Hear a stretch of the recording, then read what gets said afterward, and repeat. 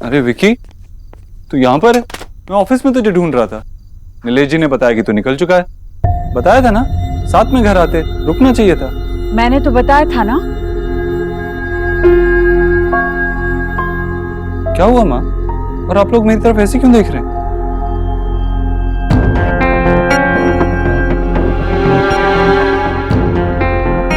विकी तेरे साथ काम करेगा, यही बात हुई थी ना हमारी। फिर किसी के नीचे उससे काम करवाने की क्या जरूरत थी? माँ, दे भाई, मैं आपके ऑफिस में चपरासी वाला काम नहीं कर सकता। विकी क्या बोल रहा है तू? चपरासी नहीं है तू, ट्रेनी है। और समझाया तो था तुझे कि इस तरह से काम करेगा तो सब कुछ सीखेगा भी और लोगों से इज्जत भी मिलेगी। और तू अपने बलबूते पे कुछ करना चाहता है ना, कि सिर्फ इसलिए कि मेरा भाई है इसलिए तुझे बड़ी पोस्ट मिले। हाँ हाँ, यही बात सोनाक्षी ने की थी मुझसे। सोनाक्षी और मेरी ये बात हुई थी और इसीलिए मैंने फैसला लिया कि यही सही रहेगा। और जो बात हमारी हुई थी वो, फिर वो छोड़। मुझे बता, तेरी और सोनाक्षी की इस बारे में अगर कोई भी बात ना हुई होती तो क्या तब भी तू अपने भाई को चपरासी की नौकरी देता?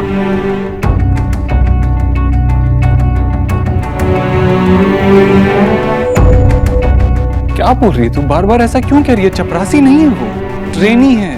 और मेरे ऑफिस में और भी बहुत सारे ट्रेनी हैं जो उसके साथ सीख रहे हैं। औरों की बात तू जाने दे, पर मैं तुझसे तेरे भाई की बात कर रही हूँ। क्या अब तू अपने काम के फैसले, अपने भाई के भविष्य के फैसले अपनी पत्नी से बात करके लिया करेगा? हाय जीजी, रहने दीजिए, आप ऐसी बातें क्यों कर रही हैं? सोनाक्षी तेरी पत्नी है, उसके सुझाव सुनना तेरा फर्ज है। पर जो फर्ज मैंने तुझे याद दिलाया था वो तू भूल गई। ऐसा क्या मान लिया था? फिर तूने अपने भाई को इतनी छोटी नौकरी कैसे दे दी?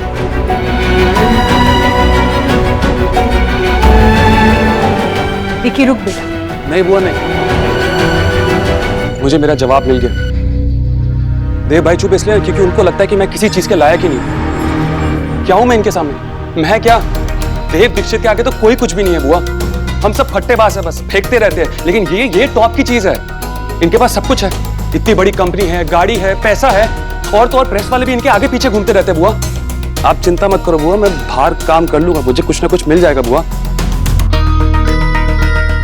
भाई आप ठंडे में रहना, क्योंकि आपकी कंपनी का सबसे खराब ट्रेनी पहले दिन ही बाहर हो गया ऑफिस से। आप टेंशन मत लो देव भाई, क्योंकि आपकी इमेज पे ये भाई कोई दाग नहीं आने देगा। बुआ थैंक यू, आपने मेरे लिए इतना सब कुछ करा। बस भाई,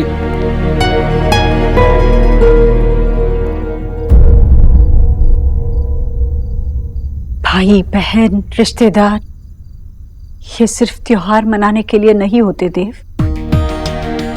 रिश्तों की मिठास तो तभी तक रहती है जब तक उनका मान रखा जाए। मुझे लगा था मैंने यही सीख दी है तुम्हें, पर लगता है तू माँ की दी हुई सीख भी भूल गया और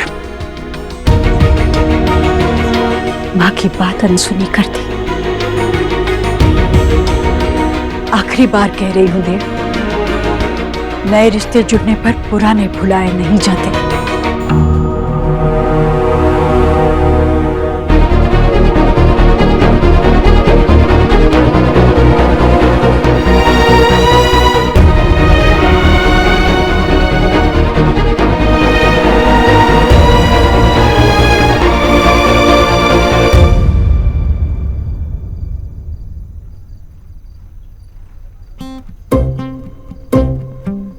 कहाँ है? आ जाएगा बाबा, कहीं फंस गया होगा। देखा, আমি বলেছিলাম না, लो आ गया। कहाँ रह गए थे तुम इस टाइम पे? हम लोगों को यहाँ भूख लग रही है। किसने कहा था आपको रुकने के लिए? खाना खा लेते आप। ऐसे कैसे खाना खा लो तेरे बिना? खाना खा लो। तुम अपना ये कच्चे बनियान का जो धंधा है ना, ये पहले ही निपटा दिया करो। हम लोग यहाँ वेट नहीं कर सकते इतनी देर। अब हमें नहीं, तुम्हारी वाइफ को तुम्हारा वेट करना चाहिए। दादा ब्लशिंग। मुझे लग रहा है मैं ब्लश कर रहा हूँ। ब्लश करने का सिचुएशन नहीं रहा। ठीक कहा तुमने विजय, अब सौरभ की शादी कर देनी चाहिए। मुझे नहीं करनी है शादी वादी, मेरे पास बहुत काम है। ये सही सिचुएशन नहीं है, मत बोलो ये सब। अच्छा, चड्डी बनियान का धंधा इतना अच्छा चल रहा है क्या? कौन करेगा इससे शादी? मेरा बेटा इतना क्यूट है, कोई भी लड़की शादी कर लेगी उससे। आशा, ये ममता का चश्मा उतारो और गौर से देखो, ये तुम्हारा बेटा नहीं, फुटबॉल है, फुटबॉल। विजय चुप कर, एकदम बेशी बोलते ना, बहुत बेशी बोलते तुम। अरे तो क्या ज्यादा हो रहा है? टाइम पे आना चाहिए ना, या मैं भूख से मरा जा रहा हूँ। तो फंस गया होगा कहीं पर।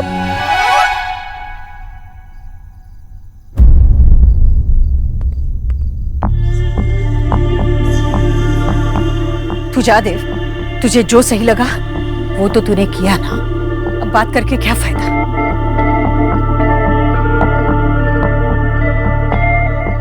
हाँ, मुझे जो विकी के लिए सही लगा मैंने वही किया। विकी सीखेगा नहीं तो आगे कैसे बढ़ेगा? रिया ने भी तो ट्रेनिंग की ना, जब उसे कोई दिक्कत नहीं हुई तो विकी क्यों नाराज हो रहा है? और माँ, बात सिर्फ ट्रेनिंग की नहीं है। इतना बड़ा ऑफिस है, इतने सारे लोग काम करते हैं, बहुत सारे लोग उम्र में, तजुर्बे में उससे मुझसे बड़े हैं। अब ऐसे में काम ही नहीं आता हो तो उनके सामने बात कैसे करेगा? मैं बस ये चाहता था कि कुछ सीख ले तो लोग इज्जत भी करेंगे।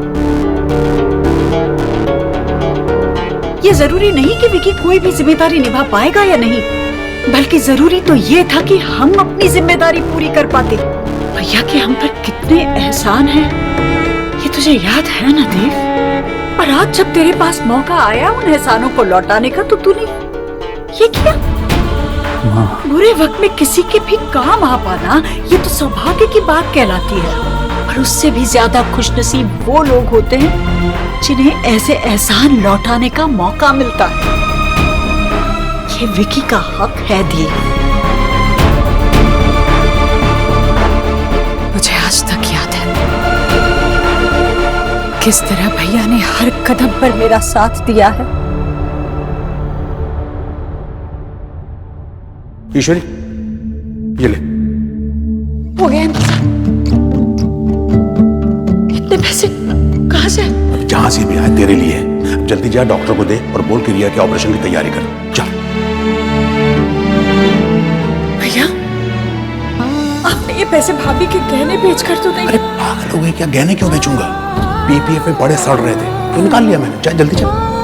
भैया वो तो अपने घर खरीदने के लिए रखे थे। ईश्वरी, घर जितने छोटे होते हैं रिश्ते उतने मजबूत होते हैं। अब रिया मामा कहती है मुझे तो इस एक शब्द पर ईंट और पत्थर के 100 घर कुर्बान। जा जल्दी जा, पैसे जमा करा के जा।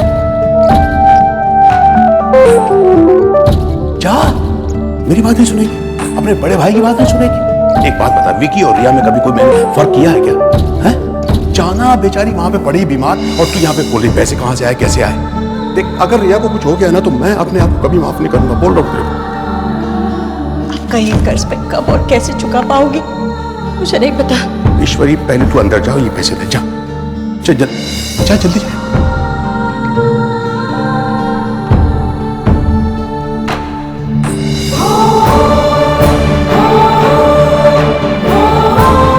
तू वक्त के साथ चलता है, इसीलिए शायद भूल गया है हमारे बीते हुए दिन। वो आग है जिस आग में तपकर तू सोने से कुंदन बना है देव। और हमारा परिवार वो कारीगर जो कुंदन को गहनों में ढालता है। अब सब तेरे ऊपर है देव। तू इन रिश्तों की शोभा बनना चाहेगा या किसी साहूकार की तिजोरी में बंद रहना चाहेगा? मैं तो बस इतना जानती हूँ, हम चाहे कुछ भी कर लें, 7 जन्मों तक भैया का एहसान नहीं चुका पाएंगे। उन्होंने हमारे लिए जो कुछ भी किया, हमें जो दिया वो अनमोल है। आज विकी के लिए कुछ कर पाते तो उनका मान रख पाते, पर ऐसा नहीं हुआ। मेरी बात याद रखना देव, घर में नए लोग आ जाने से घर के पुराने लोग पराये नहीं हो जाते। यही लोग तेरा सच है, तेरा अतीत है, जिससे तू क्या कोई भी नहीं भाग सकता।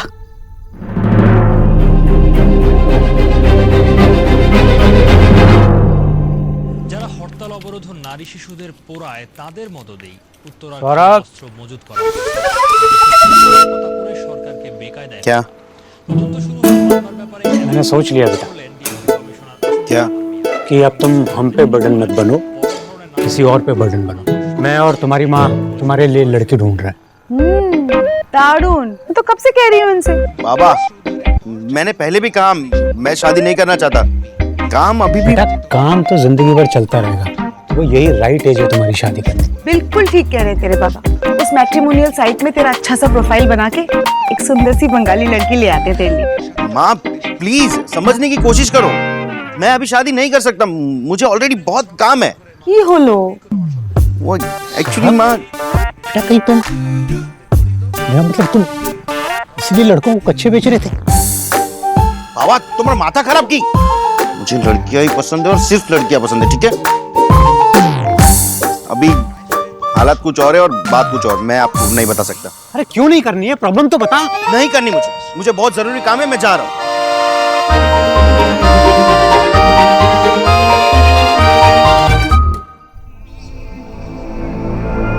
7 जन्मों तक भैया का एहसान नहीं चुका पाएंगे।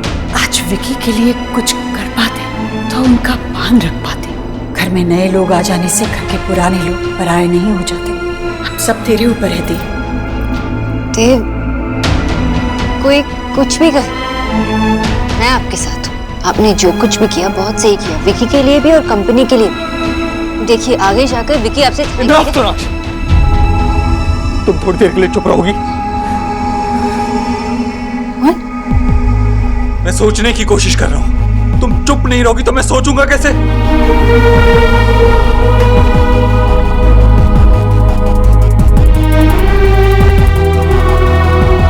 देव, आप मुझसे बात करके भी तो फिर वही बात, थोड़ी देर चुप रहोगी? तुम्हारे बारे में नहीं था वो। मुझे पता है कि ये मेरे बारे में नहीं था, ये हमारे बारे में है, हमारी फैमिली के बारे में है। देव, मैं आपसे प्यार करती हूँ, मुझे आपकी फिक्र है और इस फैमिली की भी फिक्र है। अगर आप मुझसे बात नहीं करेंगे तो मैं आपको हेल्प कैसे करूंगी? अभी तुम सिर्फ एक तरह से मेरी हेल्प कर सकती हो कि तुम मेरी हेल्प करने की कोशिश मत करो। तुम्हारी समझ में ये बात नहीं आएगी। लेकिन क्यों समझ में नहीं आएगी? तुम नहीं समझ सकती सोनाक्षी, इसलिए क्योंकि तुमने कभी वैसा बचपन देखा ही नहीं। तुम्हारा बचपन नॉर्मल था। सोनाक्षी, तुमने अपने बचपन में ऐसा कभी नहीं देखा कि किसी की जान पे बनाई हो और इलाज के लिए पैसे नहीं हो। अरे तुम्हें क्या पता कैसा फील होता है जब तुम्हारी बहन तुम्हारी तरफ ऐसे देखती हो जैसे तुमने उसके मुंह से निवाला छीन लिया। तुम्हें ये सब कुछ समझ नहीं आएगा क्योंकि ये समझाया नहीं जा सकता, ये महसूस किया जा सकता है। तो देव कोशिश करो ना, मैं समझना चाहती। फिर वही बात, लेकिन आप मुझसे बात ही नहीं कर रहे देव। मुझे कुछ देर अकेले रहना है, ओके? देव,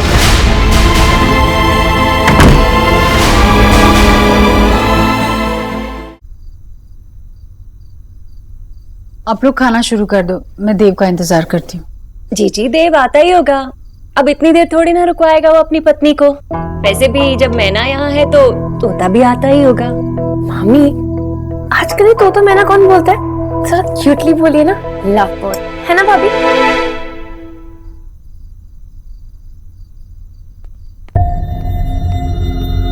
आप लोगों ने शुरू नहीं किया अभी तक? बेटा खाना कैसे शुरू करते? तेरे बिना आज तक जीजी ने खाया है क्या? विकी नहीं है, वो खाना नहीं खाएगा क्या? तू खा ले बेटा, क्या है ना कि अब उसके गले से एक भी निवाला नहीं उतरेगा। कैसे मुंह लटक गया है मेरे लाल का, पता नहीं क्या हो गया इस घर को। नेहा वहां अपने कमरे में बैठी है, बाहर ही नहीं आ रही, और इधर विकी, उसने भी अपने आप को कमरे में बंद कर लिया। पता नहीं किसका काला साया पड़ गया इस घर पे। विकी, विकी को बुलाना। विक्की भैया।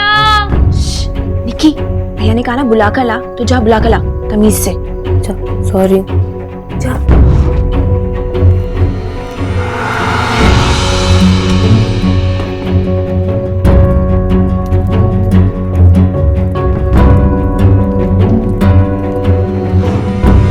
आपने मुझे बुलाया था? बैठना विकी। विकी, मैंने सोच लिया, तो ट्रेनी की पोजीशन पे नहीं, प्रोजेक्ट हेड की पोजीशन पे ज्वाइन कर रहा है।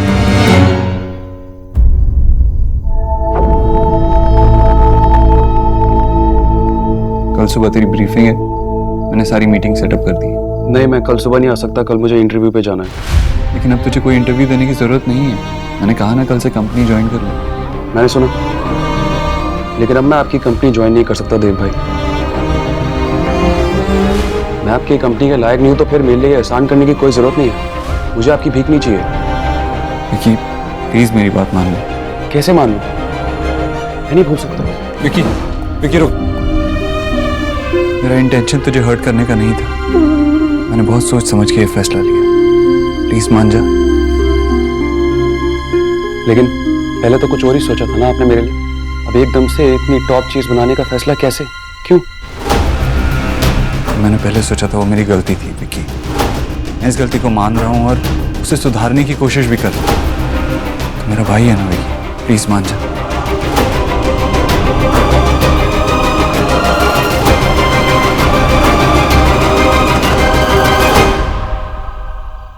ठीक है देव भाई, अब आप इतना बोल रहे हो तो मैं कल आ ही जाऊंगा।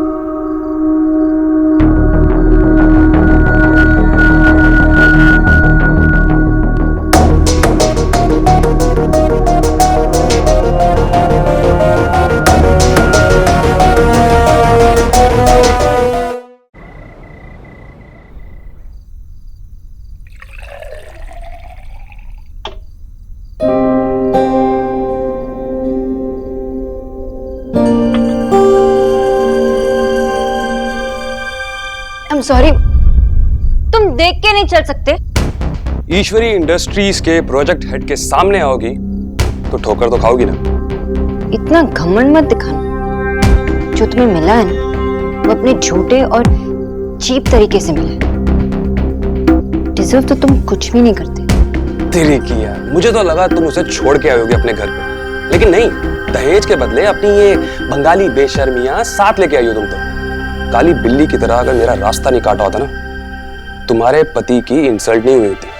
चुपचाप से फर्स्ट टाइम पर ही वो मुझे प्रोजेक्ट हेड बना देता और कोई पंगा होता नहीं। लेकिन तुम्हें तो अड़ंगी मारनी थी, बीच में तो आना ही था। डिस्गस्टिंग।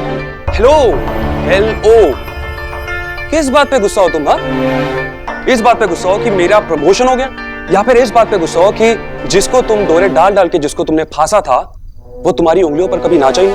तुम्हारे जैसे आदमी से बात ही नहीं करनी चाहिए। एक मिनट, एक मिनट, मुझे भी तुम्हारी शक्ल देखने का कोई शौक नहीं है। सुन के जाओ, पागलों की तरह यहाँ वहां घूमती फिरती हो, काम तो है नहीं तुम्हारे पास। वो तो देव तेरे प्यार के चक्कर में फंस गया, वरना तुझे बर्दाश्त करे कौन?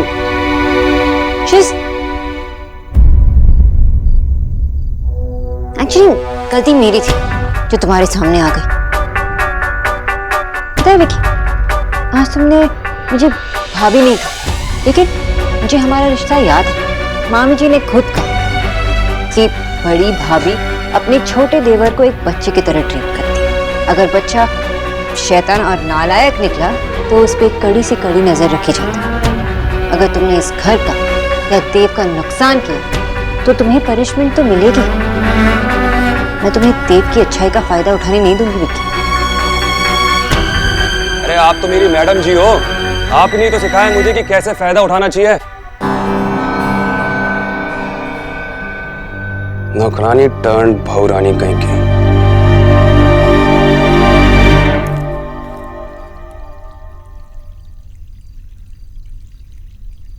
देव, मामा जी, ये क्या किया तूने? तू विकी को अच्छी तरह जानता है ना, ये सब करने की जरूरत नहीं थी। मैं विकी से कहूंगा। नहीं मामा जी, मामा जी मैंने जो किया सोच समझ कर ही किया। विकी को वही मिलेगा जो वो डिजर्व करता है। बेटा, वो तेरा भाई होना भी डिजर्व नहीं करता। अपने खून पसीने से बनाई कंपनी में इतना बड़ा ओहदा दे दिया तूने। वो सिर्फ नुकसान करेगा बेटा। और नहीं मामा जी, आप फिक्र मत कीजिए, अगर वो कोई नुकसान करेगा भी तो मैं संभाल लूंगा। बड़े भाई होते किस लिए हैं? लेकिन देव सही कह रहे हैं भैया, दोनों भाई साथ रहेंगे, साथ में काम करेंगे। हम लोगों के जाने के बाद बस ये हमारे बच्चे एक दूसरे का साथ दे, एक दूसरे के साथ प्यार से रहे, और क्या चाहिए हमें? बस वैसे ही ख्याल रखिए जैसे आपने अपनी कचौड़ी का रखा है ना। बेटा, मेरे पास शब्द नहीं है तेरा शुक्रिया अदा करने के लिए। मामा जी कैसी बातें कर रहे हैं आप? जो आपने किया उसके सामने ये कुछ भी नहीं है। मुझे आपका शुक्रिया नहीं चाहिए, सिर्फ आशीर्वाद चाहिए। हमेशा खुश रहे, भगवान तेरी सारी विपदाएं हर ले।